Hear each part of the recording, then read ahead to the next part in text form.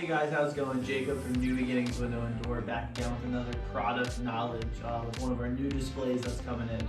So we have here a Windsor Pinnacle Select Push-Out Casement. So this is one of the new products that we've been doing, a lot of contemporary homes and things like that. So as you know, new sample, had to get it in our MD green to match. We're waiting for one of you to do an MD green house. Only a couple, need some more. So this is an extruded aluminum clad with a powder coated finish. So it's going to be a very, very high-end finish.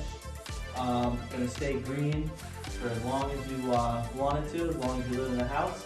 It has nice SDL bars that we can customize in many of the different widths, shapes, and profiles. And the nice thing about this window on the inside, which is a little bit different, is it's a push-out casement. So that means instead of having the crank handles that you crank out on the bottom, you actually take this little lever right here and just push it out.